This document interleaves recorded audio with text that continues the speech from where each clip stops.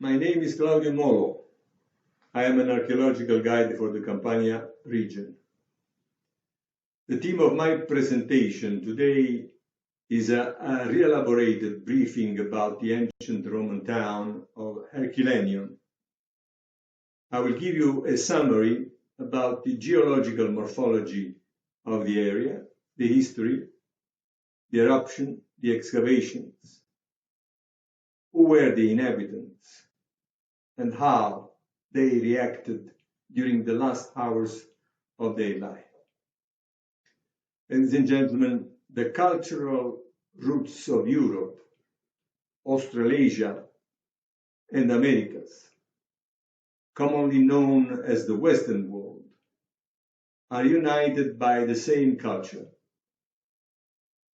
No doubt that one of our ancestors was living somewhere 2,000 years ago.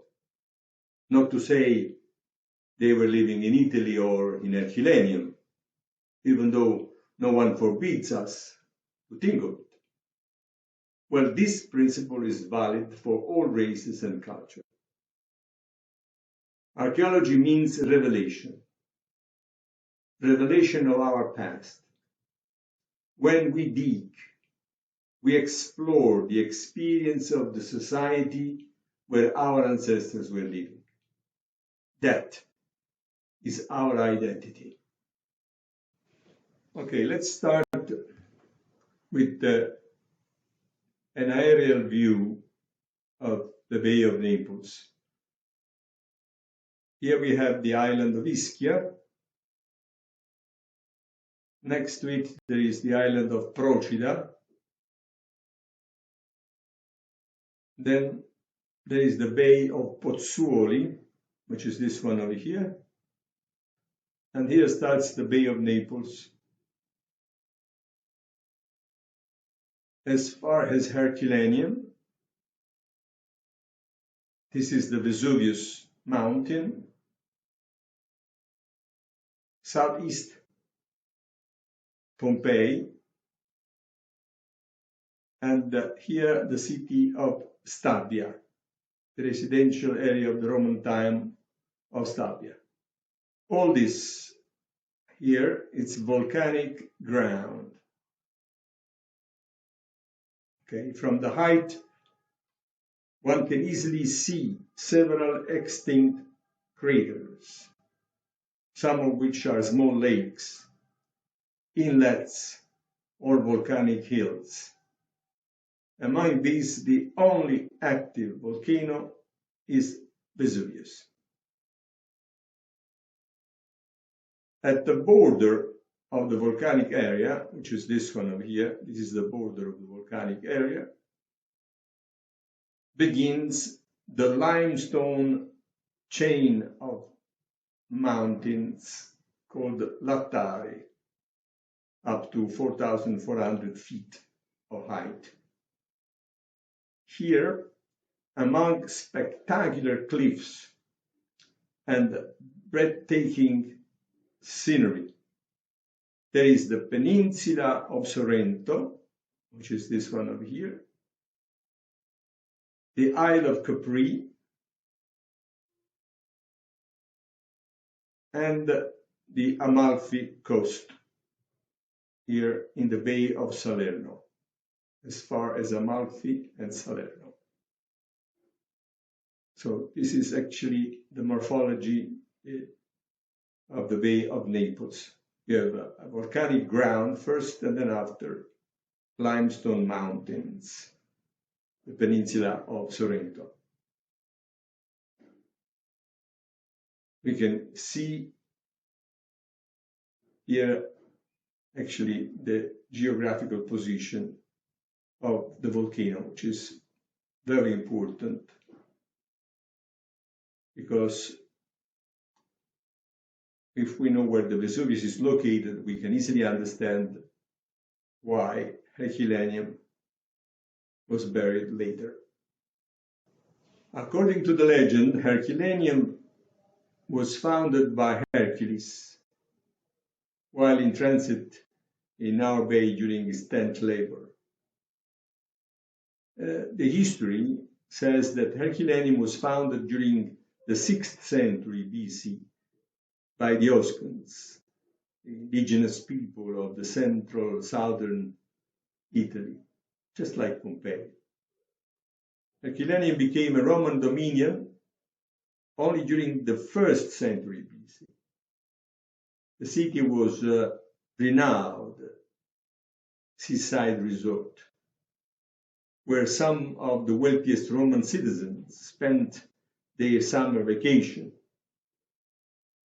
It was built according to the standard model of the Greek urban architect Hippodamus of the 5th century BC, with the greed of crossing decuments and cargos, which are the main street and secondary streets. The houses of Herculaneum are elegant and large. The number of inhabitants estimated to be of about 4,000. That means it's 1/5 of Pompeii.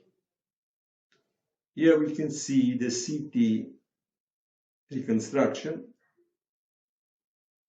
And here we have the beach of the town with the quayside.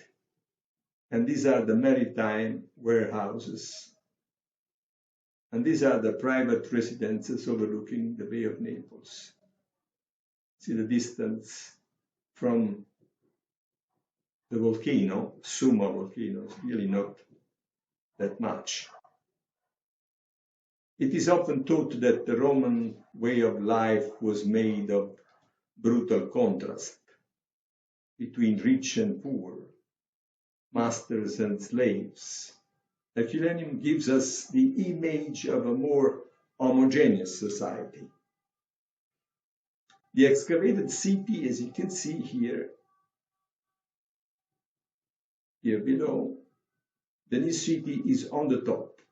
The name of the new city, this one here, is Resina. And the crater of Vesuvius is on the background.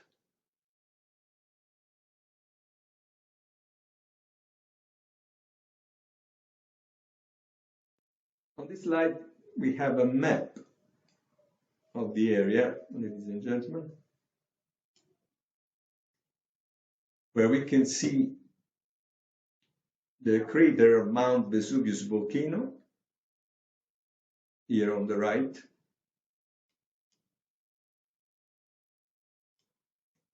And the eruption that the cloud was traveling southeast.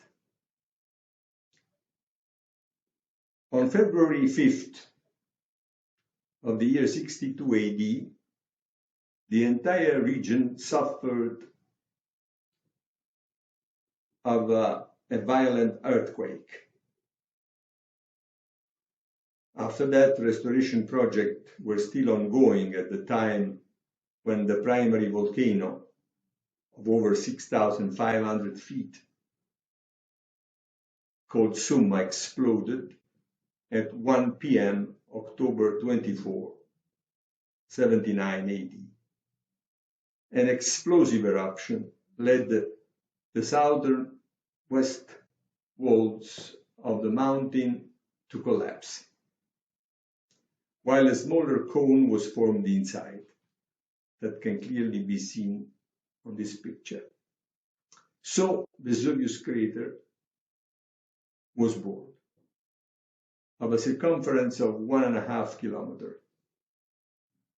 A jet of volcanic debris, cinders, white hot pumice, ashes, and volcanic gravel was shot up to over 15 miles.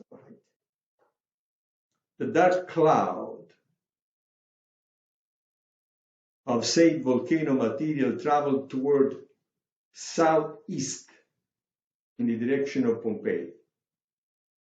The eruption was classified as a cataclysm. Vesuvius is a stratovolcano,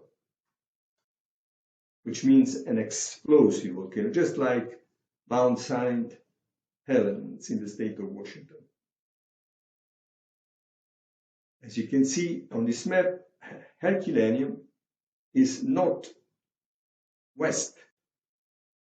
That means that during the first phase of the eruption, the inhabitants of Herculaneum, they had the time to walk to the nearby city of Naples, or by boat from the quayside of Herculaneum to Naples. On this picture, we can see that the crater of Mount Vesuvius is really not that far away from Herculaneum, that is right here down below.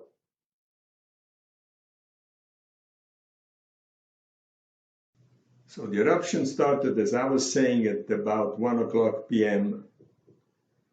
And for the first 10, 11 hours, the volcanic material traveled in the direction of Pompeii.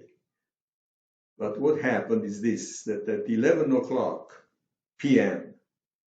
of the same day, due to the decreasing blast power from the magma chamber, the jet of volcanic debris started to collapse. And from the height of 15 miles, tons of burning hot volcanic material fell on the slopes of the volcano. The fluctuating pressure from the magma chamber started a succession of pyroclastic surges, the distance of about 4 miles to Herculaneum, that we can see here on this picture, from the crater down to Herculaneum, was covered in less than a minute. The estimated speed of over 50, 60 miles per hour. You can see the pyroclastic picture here on the left. Herculaneum was caught by a succession of 8 superheated pyroclastic waves. Imagine the tremendous impact of the first wave against the city of unprecedented violence. The upper part of the city functioned as a wave break barrier, arriving down to the maritime part of the city at a slow speed, but still burning hot. Volcanic material entered the houses mainly through the doors, through the windows. The latest evaluation by the volcanologist Master Lorenzo was 400 to 500 degrees Celsius of temperature, which is 800–900 Fahrenheit. At the end of the eruption, the city lay buried under 60 feet of volcanic material, and the sea had retreated for about 700 yards, as you can see from the picture here. Once Herculaneum was right on the seashore, today is 700 meters far away from the Bay of Naples. The city remained encapsulated like an insect in an amber stone. After the apocalyptic disaster, the area remained deserted for centuries.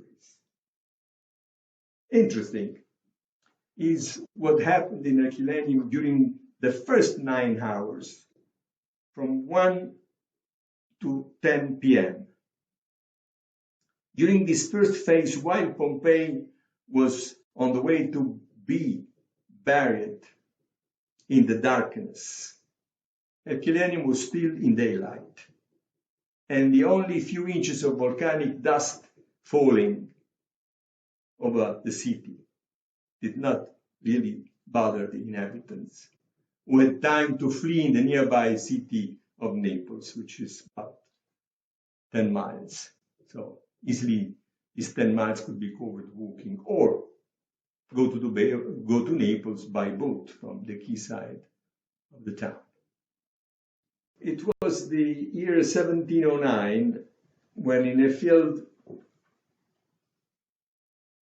a farmer began to dig for a well to look for spring water. And at a depth of 60 feet, as you can see from the picture here on the left, he found the stone seats of the theater. Tunnels were dug like moles, exploring the site by treasure hunters, and many artifacts were removed without authorization. During those years, Naples was under the kingdom of the Bourbons, which is an Austrian, Spanish, Italian family.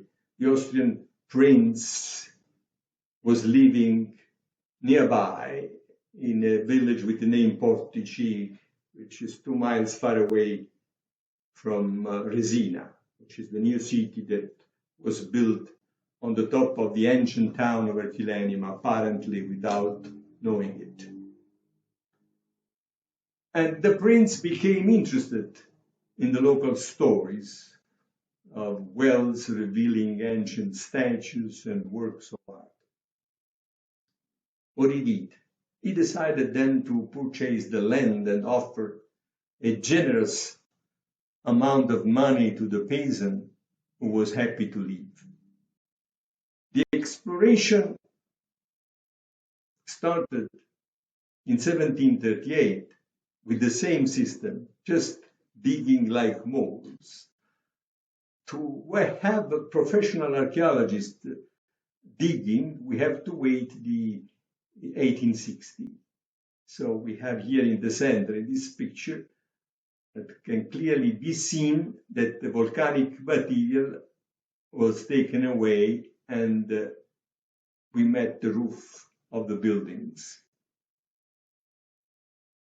So the professional archaeologist started in 1860, when the entire Italian country was reunited under one kingdom. But the real excavation started in 1924 by Amedeo Maiuri. An expropriation program was implemented in order to avoid further damage and protect the ruins of Herculaneum from the building expansion of the new city of Resina. Today, only part of the ancient site has been excavated. The funds allocated are used to retain the preservation of the already excavated parts of the city, rather than focusing and uncovering areas and start the second destruction of it. Recently, an interesting find here down below on the right, the discovery of a cesspool, of a black pool. You can see on this picture 40 centimeters of organic sediment. For a biologist, it was like finding a treasure. The information that is obtained from the diet of the Roman wealthy class is truly reliable. Among the 110 food items identified, there are fish, sea urchin, olives, figs, nuts, eggs, and dormice. The diet, 60% of protein is from sea life.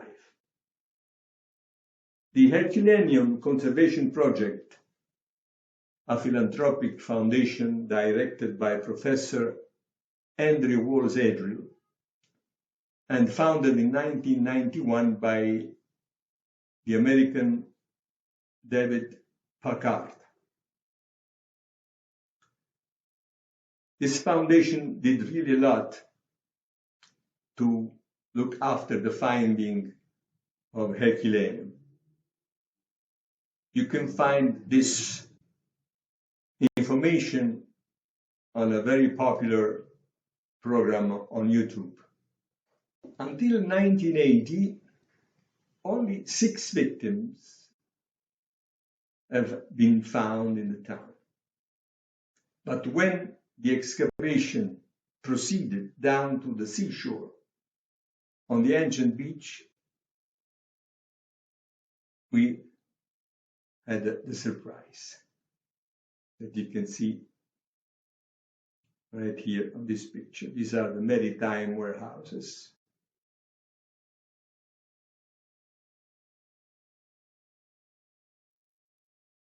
Overlooking the beach, and this is a boat, wooden boat, that was found upside down on the beach.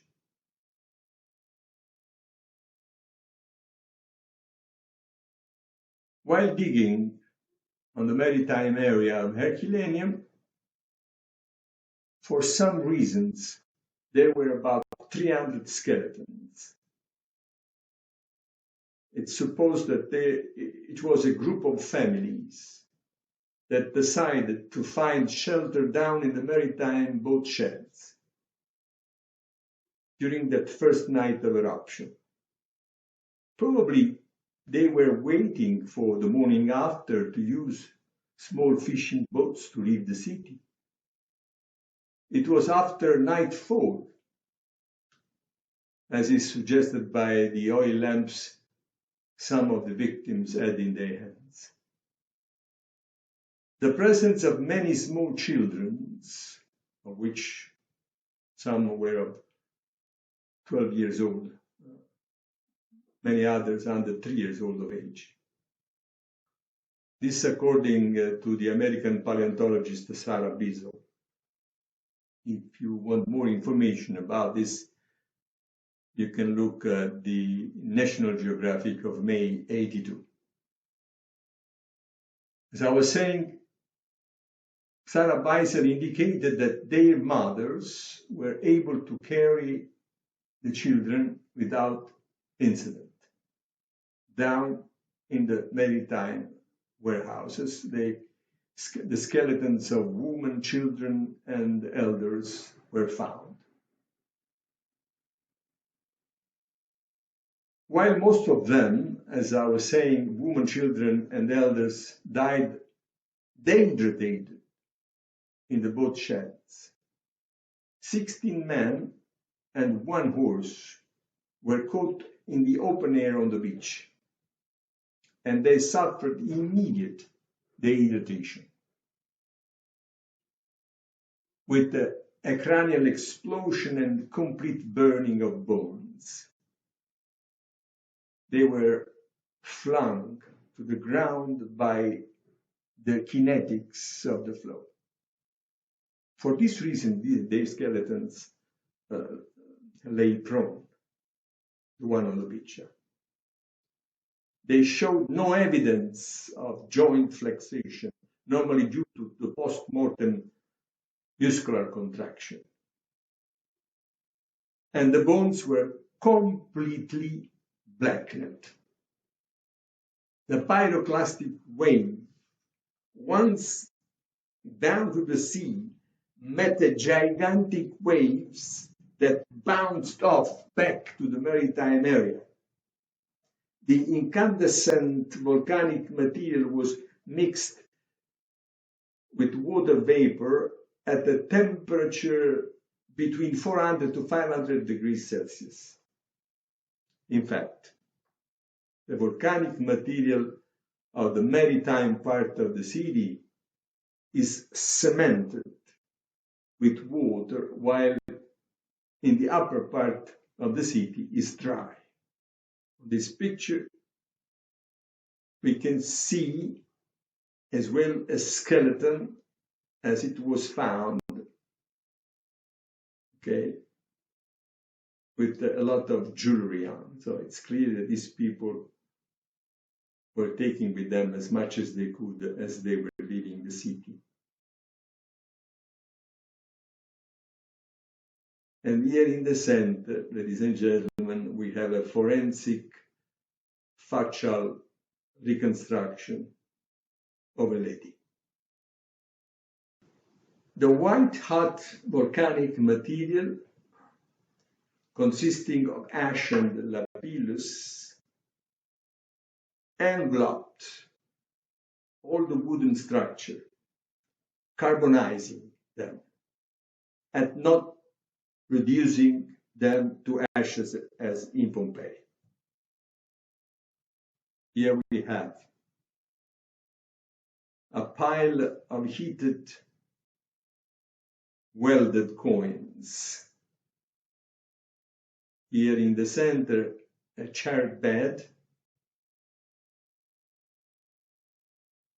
And here, a mysterious kneeler. Something really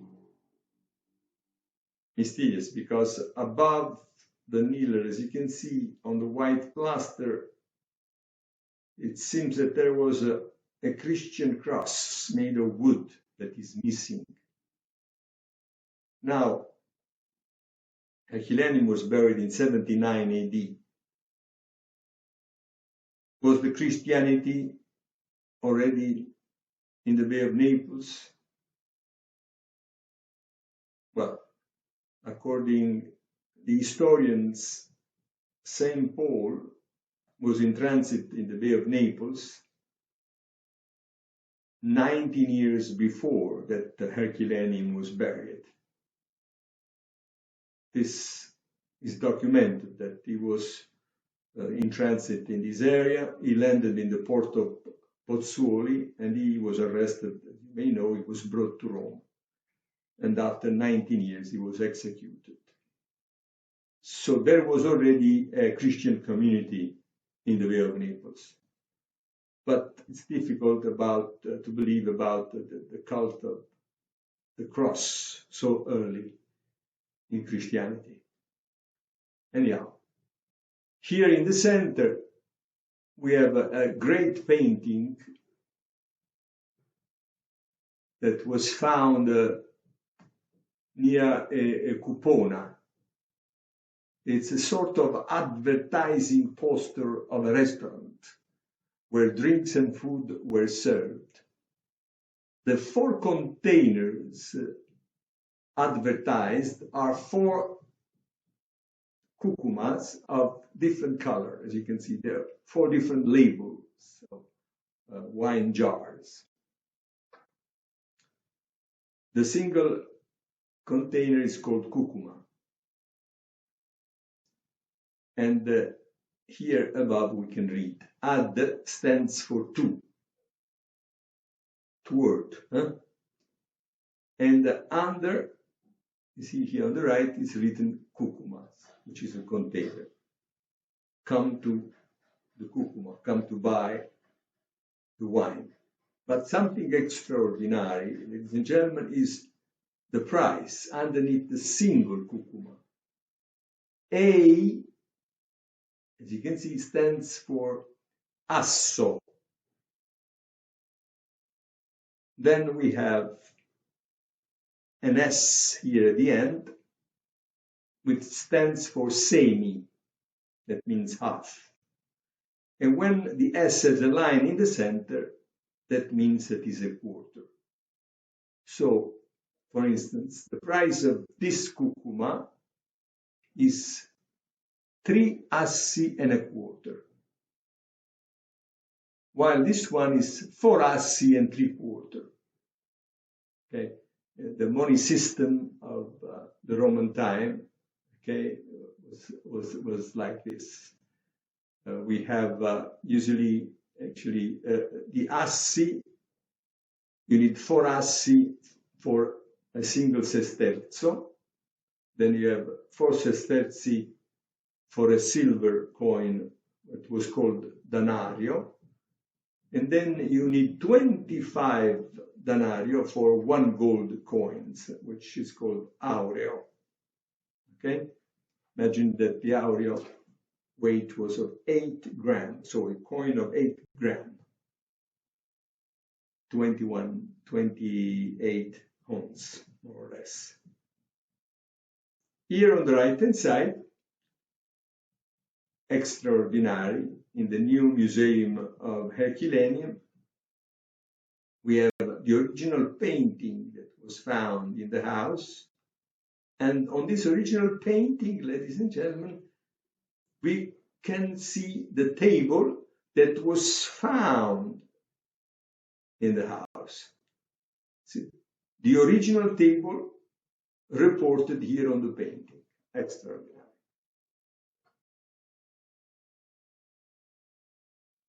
Romans had two main obsessions.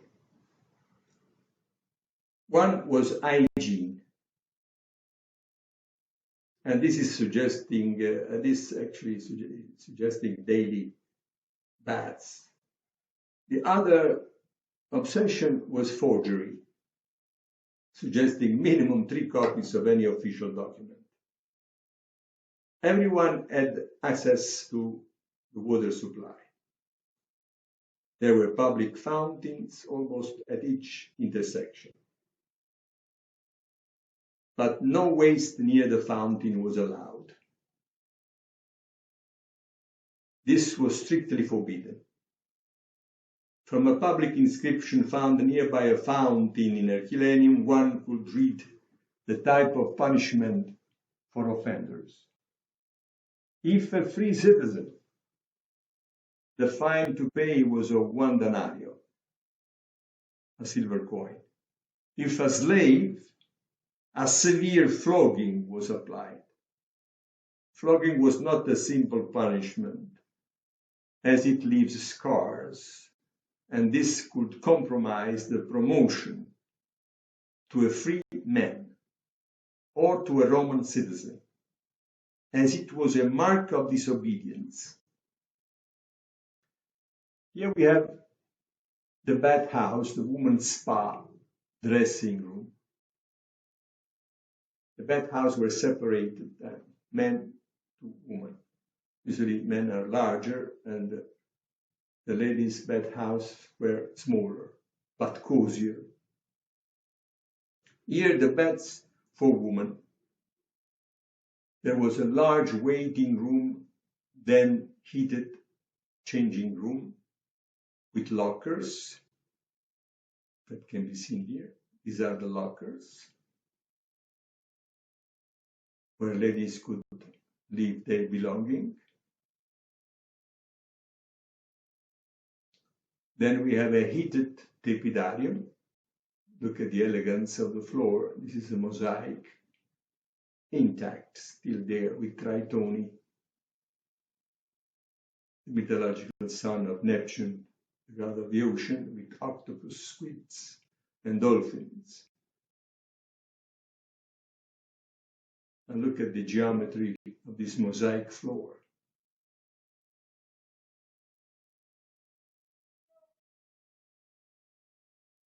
And here we have the room for hot bath.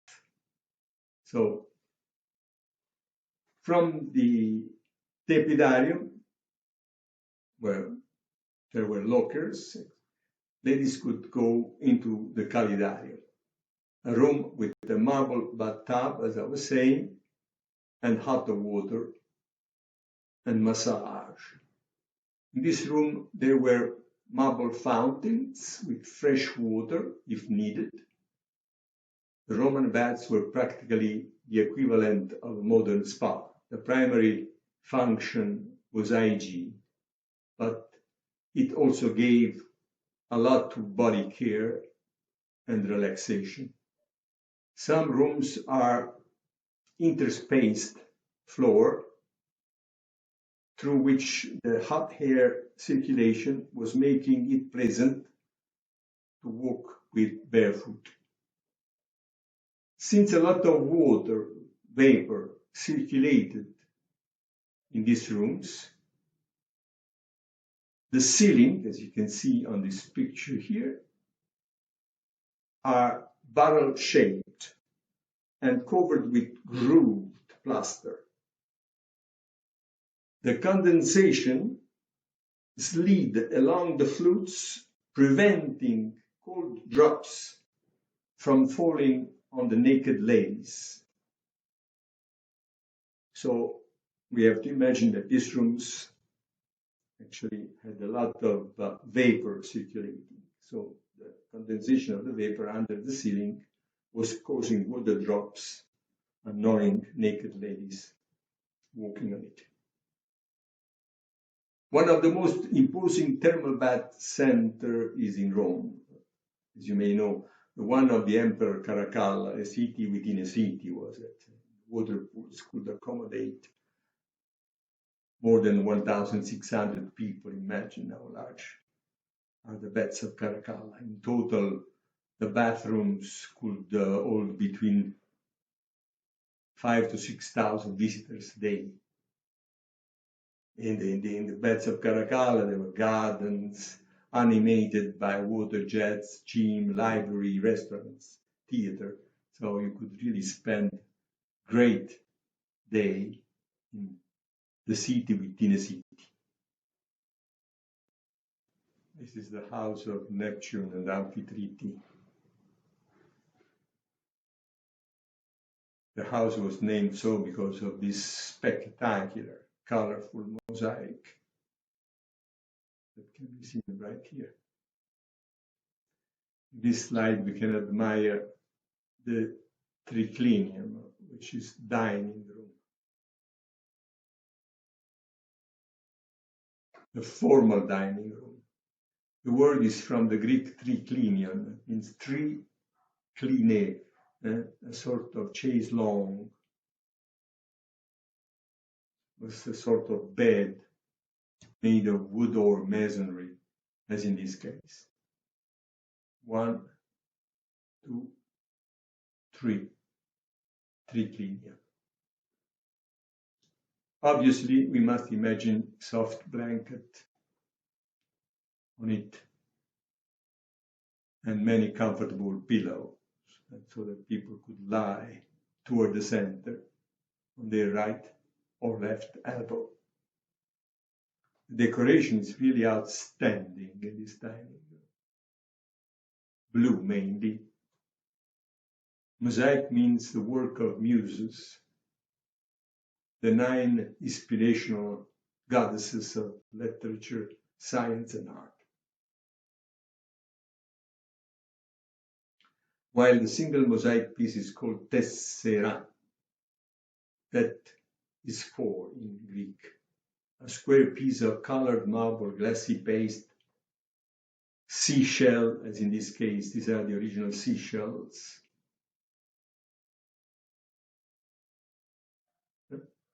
And even gold leaves. Fantastic.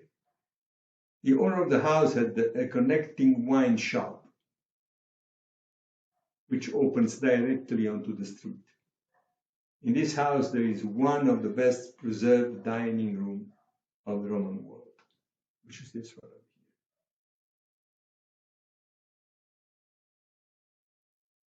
here. On the right, we have lead pipes, still the original one, for distribution of drinking water. During the time of the Empire, 1st century, mostly of the lead was imported from Cornwall, Great Britain. In Herculaneum, the water supply was granted by a dense network of wells on the upper part of the city, which drew directly from the upstream aquifer of the city. Here we have a closer detail of the mosaic that can be seen over here. The naked figure of Neptune, the mythological god of the ocean, with a blue shawl on his shoulder and a trident in his left hand, and his wife on the right here, Amphitrite, again with an elegant blue mantle on her shoulder. And look at this great seashell on the back. This is flat, but are the right colors that are creating tridimensionality. And here we have a public fountain. This was a public fountain right on the main square of Herculaneum. We are visiting the House of the Stags takes the name from the sculpture that can be seen here on the right, made of marble, of course. They represent stags attacked by a pack of dogs and hunting scene. And on the background is another figure here, which is the figure of the city founder, Hercules, in his old age. Most probably the owner of the house was Granius Verus, a freed slave. An archaeologist found a seal with the name of Granius Verus. The ground floor was reserved for the owner and his family, while the upper floor usually is reserved for servants. Beside its superposition frontal sea view, this is the balcony of the house. This is the gazebo overlooking the beach of Herculaneum. These are the gardens that are called Viridarium. And here on the back, there is the dining room. Here in the garden, there are the statues that you can see on the right. Okay? Beside the superposition, as I was saying, with the frontal sea view, from which one could enjoy, actually, the view of Sorrento, the imperial island of Capri, and the city of Naples. The house is famous for the still life paintings. Here we can see a wicker basket of figs and walnuts and honey. And here on the right, another great still life painting, which is a wicker basket of queens. The large terrace must have been the highlight of the house. Just imagine a party on this terrace at sunset. This terrace is facing west, sunset, with this great masonry gazebo overlooking the beach. Here we can see that the picture shown on the left is taken from the inside of the house, showing the perspective of the main entrance, which is this one here. Then, after the main entrance, we have the atrium with the compluvium, which is a basin. And above the basin, here on the roof, we have another opening, a sloping roof with the original gargoyles. So the rainwater was falling into the marble basin below, collected into the impluvium, and from here to the tank of the house. Here we can see a charred wooden partition. It was the door in between the atrium and the tablinum, which is this room over here, which is a sort of boardroom, living room. A room that was used as a sort of office from the dominus, the owner of the house, who would receive his clients for the morning salutatio.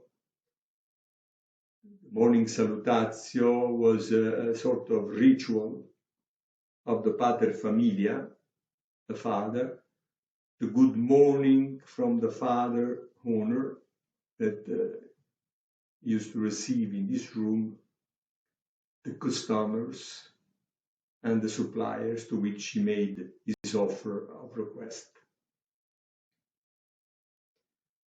On the right-hand side, right outside the same house, we have found this incredible construction, which is a balcony overlooking the street. One of the cardos going down to the sea.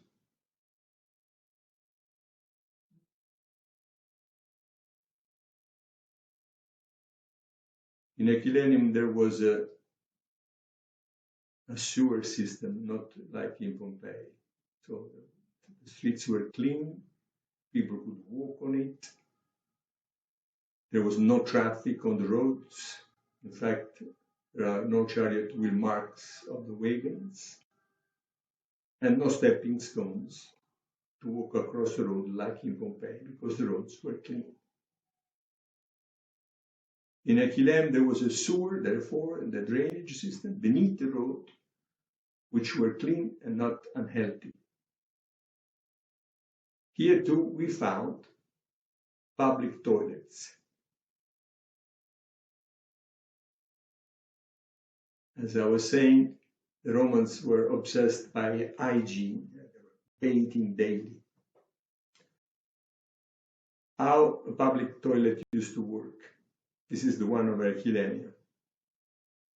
You have to imagine the seats as on this picture on the right. The distance in between the seats without partition are slightly over 60 centimeters, so one next to another, very close. There was a deep drop beneath the seats into the sewer. The drop was up to 4 meters, imagine, into which the attendants poured a bucket of water, acting as a water flush. In front of the seat, there is another flute, as you can see here. There was a groove with water where one could dip a sponge, tersorium in Latin. See, a wooden stick with a sponge on it, to use it as a toilet paper. On the plastered walls,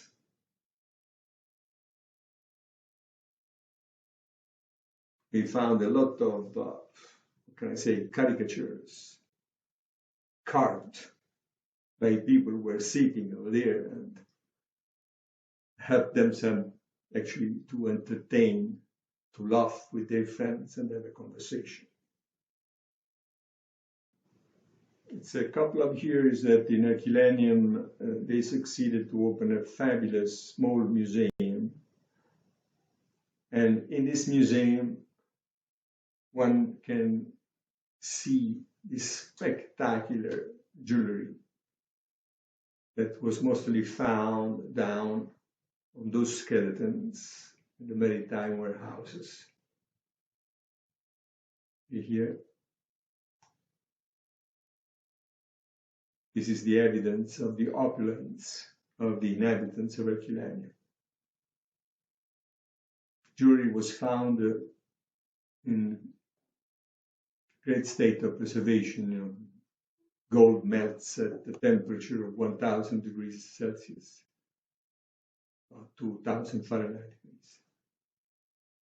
So once in Herculaneum, people really enjoy looking at this great collection of jewelry that was found in town. This is an interesting chapter of the history of Herculaneum. The patron benefactor of Herculaneum was the politician Marcus Nonio Balbo, proconsul of the province of Crete and Libya. He was a supporter of the policies of Caesar Augustus Octavian, who lived in Herculaneum in a large building, now the house of Terrace and the gem. You can see the portrait of Marcus Nonio Balbus, proconsul. We can say that out of the 4,000 inhabitants estimated of Herculaneum, at least 50 people carried the name of Marcus Nonio Balbus. This means that they were freed people, once slaves of Marcus Nonio Balbus. The freed slaves had the right to bear the name of their former owner. Mainly slaves were war prisoners, but one could also become a slave by selling himself to avoid dying of hunger or death, for instance. Many were the slaves with useful experiences, such as experts in agriculture, in pastoralism, architects, engineers, and so on. Well, if these people were behaving themselves following the rules imposed by the empire, in a short time they could save a sufficient sum of money to buy their freedom. They could own a house, a family, and a job. The next goal was to buy citizenship with all the civil rights of Rome. This dynamic flow of foreigners in the Roman system was a decisive contribution to the glory of Rome. Yes, Herculaneum was a place where slaves could be flogged, but as well promoted. There are evidence that 80% of the people living in Herculaneum were freed slaves. Yes, the Roman world in Italy was a land of opportunity. On this slide, we can see the inscription in marble of Marco Nonio Balbo and a funerary monument outside the city walls of Herculaneum on a fantastic terrace overlooking the seaside. This is the funeral monument dedicated to Marcus Nonio Balbo, and this statue here on the right. And this is one of the many inscriptions that were found outside some of the houses of Herculaneum of a freed slave of Marco Nonio Balbo. So it's clear, you can easily read here. This is the building of Marcus Nonio Balbo, of Marcus Nonio Dama, a slave that was freed, and he had the right to carry the name of the owner. Dama probably is for Damascus. The freedman of Marcus, private and in perpetuity. Sacello Augustale, the building was financed by two brothers, Lucius Proculus and Lucius Julianus, who also offered on the day of the inauguration a banquet to both the Augustals and the Decurions, as stated in this inscription here, engraved on marble, today still in situ. The Augustales were an order of Roman priests instituted by Tiberius to attend to the maintenance of the cult of Augustus Emperor as a divinity, while the Decurions had both administrative and military position as a Roman cavalry officer, and they were in command of a squadron of 30 knights. In the club, after the regular religious rites, there were meetings to decide how to uphold the divine worth and needs of the imperial house in office. Something really touching during the digging of this place was the skeleton of the club keeper, found in the bed of this guardhouse behind this trellis partition that can be seen here on the right. He had taken his task so seriously that he did not seek for safety during the eruption, loyal to his duty until death. The skeleton of this boy was found still on his bed behind his partition. Here in the center we have the chapel with the altar, a sort of shrine. And here in this chapel, in this shrine, this painting was found, this mural decoration, where we can see Hercules sitting here on the right. At the end of his labor, he was promoted to be a deity. And this is the inscription that gave us all the information. Where one can read Aulus Lucius Proculus and Lucius Julianus, sons of Aulus, Filii, it's written, have provided with their own resources a feast for the consulars of the members of the Augustales Club. And now, to finish this presentation of Herculaneum, I'd like to tell you about the building that is still buried. As you can see here, still a lot of volcanic material, over 20 meters. But it has been explored by an archaeologist. His name is Weber, who gave us a detailed plan of the villa. By doing so, 90 sculptures in bronze and in marble, and 1,800 papyrus scrolls from the library, beside the hundreds of artifacts that were found around the house. All of it was taken away to the Archaeological Museum of Naples.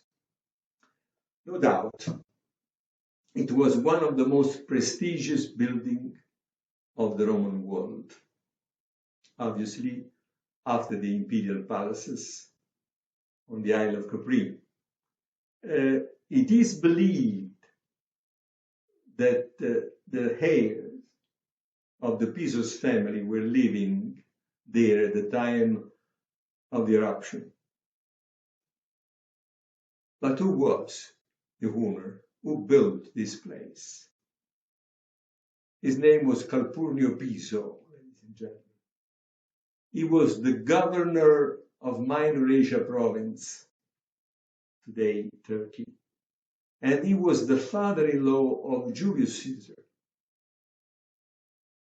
And his daughter, the daughter of Julius Caesar, Calpurnia, became the third wife of the emperor at the age of 70. Exactly at the time of the assassination of Julius Caesar, which was in March 1544 BC. On these slides we can see, as it is today, part of the terrace overlooking the sea that was brought to light. Then they have dug into the volcanic material, it took away all the stages, as I was saying, the papyrus scrolls were taken away to the Archaeological Museum of Naples. And here on the left-hand side, we have a reconstruction of this spectacular building that today it's Getty Museum in Malibu. Getty Museum in Malibu is a reproduction of the villa of the papyrus or of Calpurnio Piso. We call it papyrus because, as I was saying, in the villa we found 1,800 papyrus scrolls. Unfortunately, chart, as you can see down below here. And the question is how to unroll the papyrus to find out what is written on it. The attempt to read the papyrus since the 1755 was really incredible. Hundreds of them were destroyed. Only recently, Dr. Mocella of the Institute of Microelectronics and Microsystem in Naples, he was able to create a digital image of the documents. How? Using an X-ray phase contact tomography. Because the Herculaneum scrolls were not fully absorptive. The ink rested on the surface, leaving slightly raised, we're talking about tenth of millimeter, grooves in the shape of letters. An X-ray hitting a raised surface would reflect back with a shifted face. Using these phase differences, the team generated a 3D images of the pages. It's really an incredible work that Dr. Mocella did. Based on what we have now, historians suggest that most of the scrolls contain writings by the philosophers Epicurus and Philodemus, and mostly of them are theater manuscripts. Here on the right, we have the portrait of Lucius Piso in bronze and his wife, the daughter of Julius Caesar, Calpurnia Piso.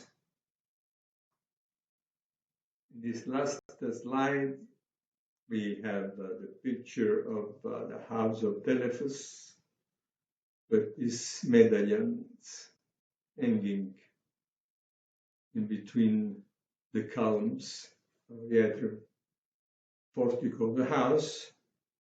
We have a sculpture that is in Herculaneum in the restoration project area, still with the original painting and makeup. And here, a bronze fountain of the Hydra of Lerna, a serpent with 5 heads spilling water into a basin. Archaeology is one of the most beautiful adventures of life. It is the only place where traces of human activity from the distant past are preserved. Great to talk to you all, ladies and gentlemen. If you wish to make questions or comments, I'll be more than happy to answer. You can contact me through my website here below written. From Herculaneum, it's all for now. Ciao.